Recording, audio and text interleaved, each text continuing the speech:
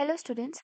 तो आज अपन excretory product and their elimination को कंटिन्यू करेंगे एंड मोस्ट प्रोबेबली इस पर्टिकुलर वीडियो में आज अपन पूरा जो excretory product and their elimination है इसका रिवीजन कंप्लीट कर लेंगे। सो आज अपन पढ़ने वाले हैं micturition, other excretory organs and also disorders. तो स्टार्ट करते हैं इस वीडियो को।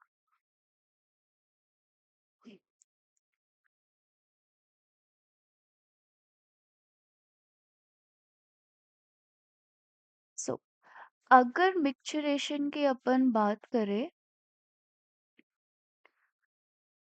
ओके, सो अगर अपन मिक्सचरेशन की बात करें तो micturition is basically excretion of the urine. ठीक है, यूरिन का एक्सक्रीशन को हम मिक्सचरेशन कहते हैं।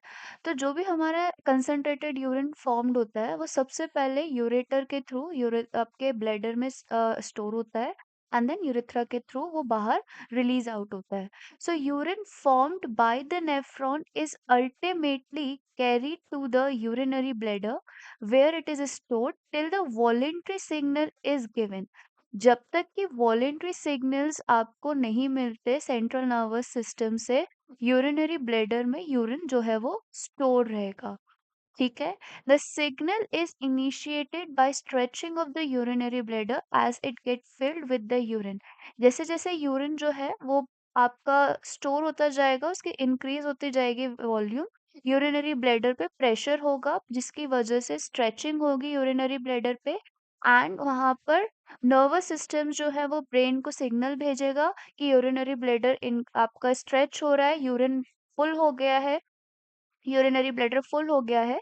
सो अब यूरिन रिलीज करना है, दैट इज मिक्सचरेट करना है। So in response the stretch receptors on the walls of the bladder send signals to the CNS. The CNS passes on the motor messages to initiate the contraction of the smooth muscle। ठीक है, अब क्या होगा, CNS के पास message गया, वहां से सीएनएस किसको भेजेगा, मोटर न्यूरॉन को भेजेगा, जहां पर क्या होगा, जो हमारे ब्लेडर में स्मूथ मसल्स प्रेजेंट है, जो हमारे ब्लेडर में स्मूथ मसल्स जो प्रेजेंट है उनको कंट्रैक्ट कराएगा। ठीक है, और यूरेथ्रल स्फिंक्टर्स का रिलैक्सेशन होगा। क्या, यूरेथ्रल स्फिंक्टर्स का रिलैक्सेशन होगा। हमारे यूरिनरी ब्लेडर में दो टाइप के यूरिन स्फिंक्टर्स प्रेजेंट होते हैं, एक वॉलेंट्री और एक इनवॉलेंट्री। ठीक है, सो क्या हुआ, हम जैसे ही आपका स्ट्रेच हुआ, पहले यूरिन फिल हुआ, पूरा वॉल्यूम यूरिनरी ब्लैडर भरा, उसके बाद वॉल्यूम जैसे ही वॉल्यूम जो एक पर्टिकुलर नंबर पर आ गया, पूरा यूरिन ब्लैडर भर गया, तब जो वॉल्स है वो क्या होंगी, यूरिनरी ब्लैडर की वो स्ट्रेच होंगी। इससे क्या होगा, सीएनएस पे सीएनएस के पास मैसेज जाएगा, न्यूरल सिग्नल्स जाएंगे कि भाई यूरिनरी ब्लैडर भर गया है, इसे खाली करो। फिर सीएनएस क्या करेगा, मोटर न्यूरॉन्स की हेल्प से स्मूथ मसल्स के पास मैसेज भेजेगा और वहां पर इन स्मूथ मसल्स की कॉन्ट्रैक्शन होगा और यूरेथ्रल स्फिंक्टर्स का रिलैक्सेशन होगा। ठीक है, the process of release of urine is called micturition as I have said in the starting and the neural mechanism causing it is called the micturition reflex. ठीक है, और जो आपका न्यूरल मैकेनिज्म है उसको हम बोलते हैं micturition reflex. An adult human can excrete about 1 to 1.5 litre of urine per day. बहुत इंपॉर्टेंट है ये न्यूमेरिकल वैल्यू, क्योंकि ये पूछी जा चुकी है। ठीक है, सो 1.1.5 liter urine per day। The urine formed is light yellow colored और वाटरी फ्लूइड। जो नॉर्मल यूरिन का कलर होता है वो लाइट येलो कलर का होता है और वाटरी कंसिस्टेंसी होती है और स्लाइटली एसिडिक होता है, जिसका पीएच आपको याद रखना है, बहुत इंपॉर्टेंट है क्योंकि पूछा गया है। इसका पीएच 6 के करीब होता है और इसमें एक कैरेक्टरिस्टिक ओडर आता है। ठीक है, वो बेसिकली यूरिया की वजह से आता है। ठीक है, सो क्या क्या हो गया, आपके लाइट येलो कलर हो गया, वाटरी फ्लूइड हो गया, एसिडिक होता है, स्लाइटली एसिडिक होता है, ज्यादा नहीं, दैट इज 6 pH होता है एंड इसमें कैरेक्टरिस्टिक ओडर होता है क्योंकि इसमें यूरिया प्रेजेंट होता है इस वजह से। On an average 25 to 30 gram of urea is excreted out पर डे। बहुत इंपॉर्टेंट लाइन है ये, कि 25 से 30 ग्राम ऑफ यूरिया जो है वो एक्सक्रीट होता है हर दिन पर डे, नॉट पर मिनट, क्योंकि क्वेश्चन पूछा जा चुका है इसी लाइन से कि कितना यूरिया एक्सक्रीट आउट करता है एक एडल्ट ह्यूमन। तो कुछ न्यूमेरिकल वैल्यूज यहाँ पे हेर फेर कर दी थी, और यहाँ पर वर्ड चेंज कर दिया था, पर डे की जगह पर मिनट कर दिया था। तो ये आपको ध्यान रखना है कि it is 25 to 30 grams of urea is excreted out per day. ठीक है, 25 से 30 gram urea per day excrete out होता है एक एडल्ट ह्यूमन बीइंग में, हेल्दी एडल्ट ह्यूमन बीइंग में। Various condition can affect the characteristic of urine. ठीक है, यूरिन के मतलब कंसंट्रेशन, या यूरिन में प्रोटीन का आ जाना, ठीक है, यूरिन में ब्लड का आ जाना, तो ये बहुत सारे कैरेक्टरिस्टिक्स है जो कि बहुत सारी प्रॉब्लम्स को दर्शाता है। ठीक है, तो जब भी आप जैसे जाते हो कहीं पर, तो कभी कभी डॉक्टर्स आपको बोलते हैं कि यूरिन टेस्ट होगा यहाँ पे। ठीक है, तो इसीलिए ही होता है। Analysis of the urine helps in clinical diagnosis of many metabolic disorders as well as the malfunctioning of the kidney। जैसे कि अगर ग्लूकोज का यूरिन में होता है, ठीक है, अगर ग्लूकोज यूरिन प्रेजेंट होता है, तो ग्लाइकोस्यूरिया बोलते हैं, ग्लाइकोसोयूरिया बोलते हैं। अगर कीटोन बॉडीज प्रेजेंट होते हैं तो कीटोन्यूरिया बोलते हैं। ये एग्जाम्पल लर्न कर लो, पूछा जा चुका है। ठीक है, इंपॉर्टेंट है। तो ये दोनों अगर प्रेजेंट है तो दैट मीन्स पेशेंट को डायबिटीज मेलाइटिस है। क्या है? डायबिटीज मेलाइटिस है। अब अगर जैसे यूरिन में प्रोटीन्स मिल जाता है, ठीक है, अगर यूरिन में प्रोटीन मिल जाते हैं, क्योंकि प्रोटीन जो है वो आपके नॉर्मली फिल्ट्रेट में नहीं आते हैं, जब ब्लड छनता है आपके पोडोसाइट्स की हेल्प से ट्यूब्यूल्स में आता है, तब प्रोटीन्स नहीं आते। लेकिन बाय चांस आपके अगर प्रोटीन आने लग गया यूरिन में, जब हमने यूरिन एग्जामिनेशन कराया, तो इसका मतलब हो सकता है कि कहीं ना कहीं कोई सी किडनी डिसऑर्डर है, it could be a kidney failure. ठीक है, तो ये बहुत बड़ी कंडीशन को दर्शाता है। फिर आगे आप उस तरीके से उस पर्टिकुलर पेशेंट को डायग्नोस करते जाओगे। सो यहाँ पर ये किडनी फेलियर की वजह से हो सकता है, या फिर कोई भी किडनी डिसऑर्डर की वजह से हो सकता है। ठीक है, तो ये वाला जो एग्जाम्पल है आपको लर्न करना है। तो यहाँ पर एक इम्पॉर्टेंट हमने चार्ट ड्रॉ करे, जैसे कि जस्ट अ सेकेंड, यहाँ एक आपका एक और पेज ले लेते हैं जैसे उसमें समझ पाए। Wait a second, new slide. Blank.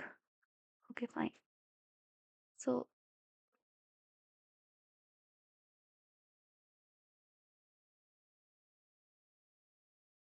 okay.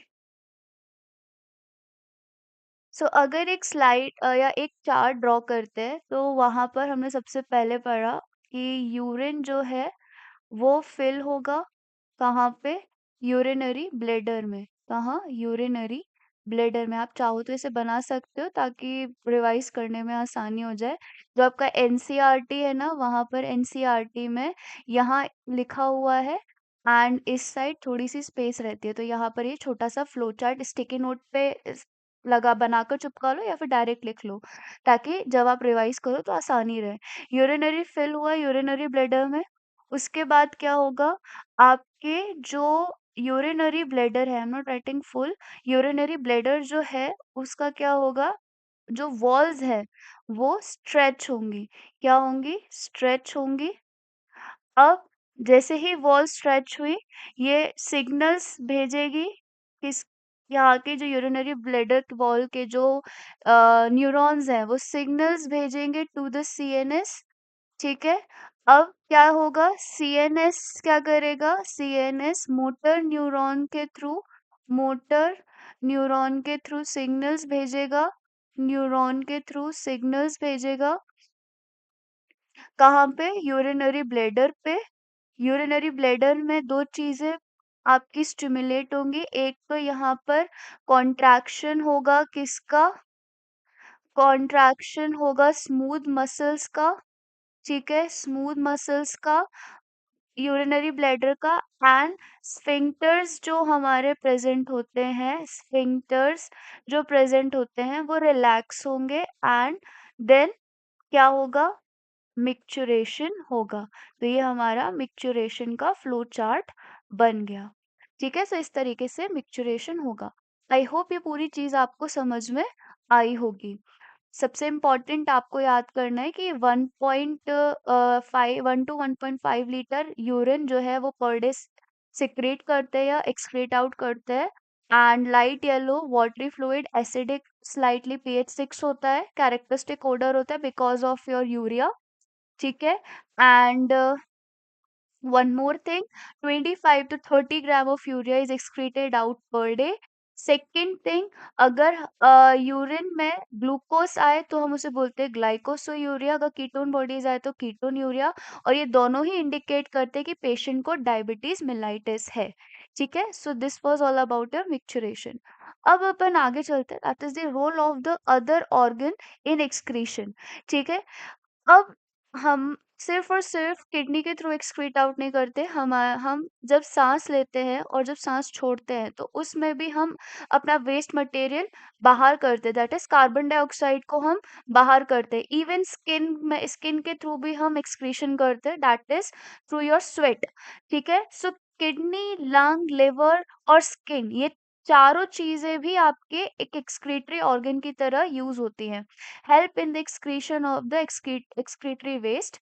Our lung removes large amount of CO2, that is ये भी important है, 200 ml पर मिनट, कितना 200 ml पर मिनट तक हम CO2 को excrete आउट करते थ्रू आवर लंग्स। बहुत इंपॉर्टेंट है, ये याद रखना वैल्यू, क्योंकि पूछी जा सकती है।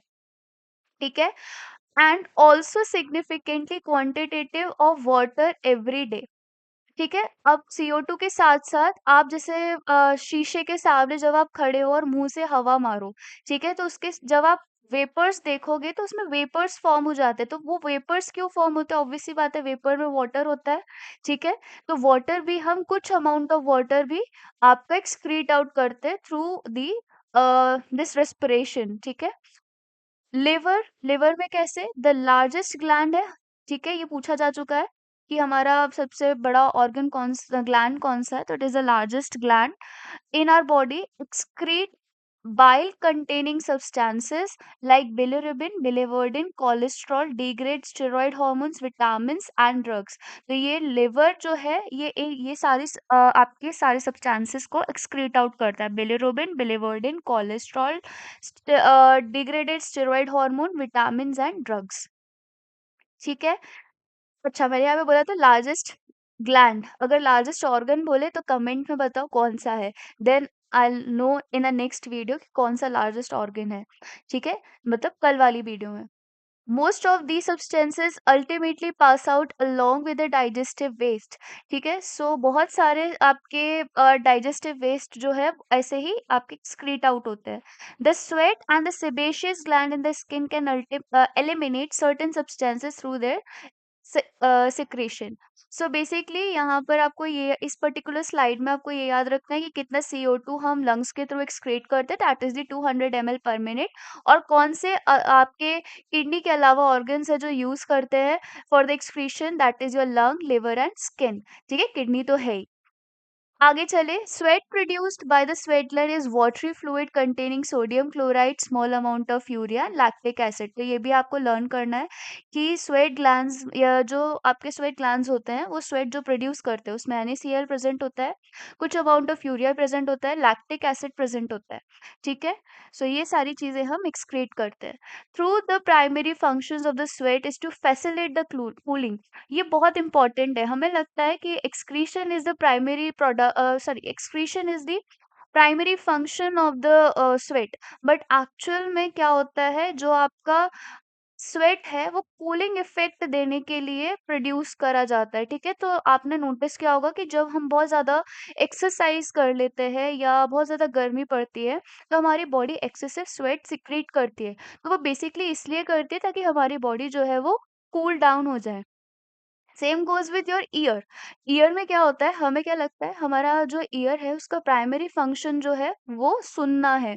ठीक है, हेयरिंग है, बट उसका प्राइमरी फंक्शन हेयरिंग ना होके बैलेंसिंग होता है। ठीक है, प्राइमरी फंक्शन कभी भी उसका सुनने का नहीं होता ईयर का। ठीक है, तो स्वेट जो होता है वो इसलिए प्रोड्यूस होता है ताकि वो आपको कूलिंग इफेक्ट दे सके बॉडी सरफेस को, ताकि and also helps in removal of some waste mentioned above, that is your NaCl, small amount of urea, lactic acid. Sebaceous gland eliminate certain substances. अब सेबेशियस ग्लैंड भी आपके कुछ substances है उनको eliminate करता है, that is your sterols, hydrocarbons and waxes. ठीक है, this secretion provides a protective oily covering for the skin. Small amount of nitrogenous waste can eliminate through the saliva too. ठीक है, तो ये भी याद रखना है कि कुछ सलाइवा में, आपकी सलाइवा में कुछ अमाउंट ऑफ नाइट्रोजनस वेस्ट भी प्रेजेंट होता है। ठीक है, so that's it for your role of other organs in excretion. I hope simple है। इस पर्टिकुलर अगर टॉपिक से बोलूँ तो इतना ज्यादा क्वेश्चन नहीं आते, अगर आएगा तो वो ये वाला क्वेश्चन आ सकता है कि कितना कार्बन डाइऑक्साइड हम अपने लंग्स के थ्रू एलिमिनेट करते हैं। ठीक है, तो दैट इज योर 200 ml पर मिनट। अब लास्ट टॉपिक है इस चैप्टर का, that is the disorder of the excretory system. Malfunctioning of the kidney can lead to the accumulation of the urea in the blood, which is called uremia. तो ये word याद रख लो, uraemia. Uraemia मतलब इधर URE represent urea and मिया represent blood. तो अगर blood में यूरिया प्रेजेंट है तो उसको हम बोलेंगे uraemia, which is highly harmful. अब कोई भी नाइट्रोजनस वेस्ट अगर हमारे बॉडी में है, ब्लड में है, तो उसको एलिमिनेट करना ही करना, नहीं तो वो बहुत ज्यादा हार्मफुल है and it can lead to the kidney failure. In such patient, urea can be removed by the process called hemodialysis. तुम लोगों ने सुना होगा कि वो पर्टिकुलर जो आदमी है वो डायलिसिस पे है। ठीक है, एक कोई है, वो एक बहुत बड़े गुरुजी है, वो डायलिसिस पे है क्योंकि उनकी किडनी फेलियर है। या ऐसे ही आप लोग बहुत सारे क्या कहते हैं, अ, बहुत सारे स्टार्स को इवन आपके सराउंडिंग्स में आप सुनोगे कि वो पर्टिकुलर पेशेंट जो है वो डायलिसिस पे, वो पर्टिकुलर आंटी जो है वो डायलिसिस पे है। सो बेसिकली डायलिसिस का मतलब ये होता है कि हम खून को साफ करते हैं, एक लेमन लैंग्वेज में समझाओ तो हम खून को साफ करते हैं, उसमें से जो हार्मफुल नाइट्रोजनस वेस्ट है, मेनली यूरिया को हम उसे हटाते हैं। ठीक है, ताकि हमारी किडनी जो है वो थोड़ी सी अच्छे से फंक्शन करने लग जाए। During the process of the hemodialysis the blood drained out from the convenient artery. एक हम आर्टरी से ब्लड को निकालते हैं। ठीक है, and it is pumped into a dialysis unit, जिसे हम आर्टिफिशियल किडनी बोलते हैं। ठीक है, सो एक पेशेंट है, पेशेंट की कोई भी आर्टरी से, स्पेसिफिकली राइट आर्टरी यूज की जाती है बेसिकली, तो राइट आर्टरी से आपका वो जो ब्लड है वो निकलेगा, कहाँ जाएगा, आपके आर्टिफिशियल किडनी में जाएगा, वहां पर ये डायलिसिस होगा and then blood is drain from the convenient arteries pumped into a dialysing unit after adding anticoagulant like heparin. ये जो लाइन है ना, ये बहुत इंपॉर्टेंट है। हेपारिन क्या होता है? एंटी कोगुलेंट, मतलब यहाँ अब नॉर्मली क्या होगा, हम जब जो हमारा ब्लड है, नॉर्मली अगर वो बाहर आएगा तो वो कोगुलेशन फॉर्म करने लग जाता है। ठीक है, उसमें ऐसे सिंपल लैंग्वेज में बोलूँ तो वैसे गठान बनना चालू हो जाती है, गठान इन द सेंस सर्कल्स बनना चालू हो जाते हैं, या वो जो आरबीसीज है वो आपस में चिपकना स्टार्ट हो जाती है। ठीक है, तो वो बॉल फॉर्म कर लेती है एक तरीके से। तो हमें ये नहीं चाहिए, हमें चाहिए कि आपका जो ब्लड है एज इट इज ही रहे। ठीक है, ताकि हम उसको दोबारा से बॉडी में डाल सके। इस वजह से हम एंटीकोगुलेंट मिलाते हैं, जिसका नाम क्या है? हेपारिन। जिसका नाम क्या है? हेपारिन। तो ये वर्ड बिल्कुल ध्यान रख लेना, क्योंकि पूछ सकते हैं कि कौन सा एंटीकोगुलेंट या हम क्या मिलाते हैं, ठीक है, डायलाइजिंग के लिए, ताकि कोगुलेशन ना हो। तो हेपारिन। ठीक, अब आगे चलते हैं। The unit contains called this coiled cellophane tube surrounding by a fluid, that is dialyzing fluid, having the same composition as that of the plasma except the nitrogenous waste। ठीक है, सो इस यूनिट में आपकी एक कॉइल्ड सेलोफेन प्रेजेंट होगी, cellophane tube present होगी। ठीक है, जो कि जो हमारा फ्लूइड है, डायलाइजिंग फ्लूइड है, उसको सराउंड करेगी एंड ये जो सेलोफेन जो कॉइल सेलोफेन ट्यूब है, ये बिल्कुल ही इसका कंपोजिशन किसकी तरह होगा, प्लाज्मा की तरह होगा, ठीक है, जो कि नाइट्रोजनस वेस्ट कंटेन नहीं करता। इसमें नाइट्रोजनस वेस्ट कंटेन नहीं करता, ये नाइट्रोजनस वेस्ट कंटेन नहीं करता। The porous cellophane membrane of the tube allows the passage of the molecule based on the concentration gradient. अब प्लाज्मा में क्या होता है, हम concentration gradient के थ्रू, डिफ्यूजन के थ्रू आपका कुछ मॉलिक्यूल्स जो है वो पास ऑन हो जाते हैं, सेम गोज है। A nitrogenous waste are absent in the dialyzing fluid. These substances freely move out thereby clearing the blood. अब क्या होता है, नाइट्रोजनस वेस्ट एक ब्लड में, जो हमारा ब्लड कैरी कर रहा है, पेशेंट का जो ब्लड है उसमें आपका क्या है, नाइट्रोजनस वेस्ट बहुत प्रेजेंट है, लेकिन एक साइड में नाइट्रोजनस वेस्ट नहीं है, ठीक है। तो अब क्या होगा, जो अपना नाइट्रोजनस वेस्ट है वो हाई कंसंट्रेशन से लोअर कंसंट्रेशन में जाएगा, तो वो जो आपका नाइट्रोजनस वेस्ट है वो इस वाली पर्टिकुलर ट्यूब में चला जाएगा, ठीक है, through simple diffusion process. I hope ये चीज तुम्हें समझ में आई होगी। और इस तरीके से हमारा जो पेशेंट का ब्लड है वो क्लियर हो जाएगा। The cleared blood is pumped back to the artery. अब जैसे ही ब्लड क्लियर हो गया कंसंट्रेशन की वजह से, आपका जो हाई कंसंट्रेशन से लोअर कंसंट्रेशन में नाइट्रोजनस वेस्ट चला गया, अब हमारा ब्लड जो है वो साफ हो गया, उसमें यूरिया प्रेजेंट नहीं है, उसमें आपका नाइट्रोजनस वेस्ट प्रेजेंट नहीं है, वो वापस से हम कहाँ डाल देंगे, पेशेंट की बॉडी में डाल देंगे। और अब यहाँ पर हम क्या डालने वाले हैं, anti heparin. The clear blood is pumped back through the when में डालेंगे आफ्टर एडिंग एंटी हेपेरिन। जब हमने निकाला तो किससे निकाला, आर्टरी से निकाला, फिर उसमें हमने क्या डाला, हमने हेपेरिन डाला जो कि एंटी कोगुलेंट है। अब हम उसमें एंटी हेपेरिन डालेंगे, ठीक है। This method is boon for the thousands of uraemic patient all over the world, ठीक है। सो आई होप ये पूरा समझ में आया होगा।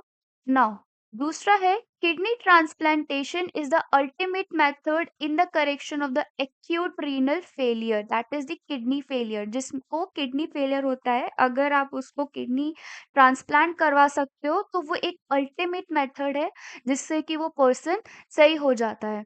सो functioning kidney is used in the transplantation from a donor, preferably a close relative, to minimize the chance of rejection. हमारी body क्या है, हमारी बॉडी जो है वो आसपास के जो उसके सेल्स हैं उसको बहुत अच्छे से जानती है, पहचानती है। अगर हमने ट्रांसप्लांटेशन के दौरान किसी ऐसे रिलेटिव की किडनी डाल दी जो बहुत दूर का है, ठीक है, या फिर उसके किसी फ्रेंड की किडनी उसमें डाल दी, तो बहुत सारा चांस है, बहुत ज़्यादा क्या चांसेस हैं ही कि वो जो बॉडी है पेशेंट की वो रिजेक्ट कर दे, किडनी को एक्सेप्ट करने से मना कर दे, ठीक है। सो इस चीज़ को प्रिवेंट करने के लिए हम मोस्टली, जैसे कि अगर कोई पेशेंट बीमार है तो या तो उसके फादर या मदर या तो उसके ज़्यादातर प्रायोरिटी दी जाती है कि सिबलिंग में से किडनी को लेकर उसको ट्रांसप्लांट कर सके, ठीक है। Immune system of the host. Modern clinical procedures have increased the success rate of the such complicated technique. दूसरा आता है रीनल कैलकुली। कैलकुली जो है बेसिकली इस वर्ड का मतलब है कैल्शियम डिपोजिशन, ठीक है। तो स्टोन्स जो होते हैं, जिसको आप बोलते हैं ना कि पथरी हो गई, हिंदी में हम पथरी बोलते हैं।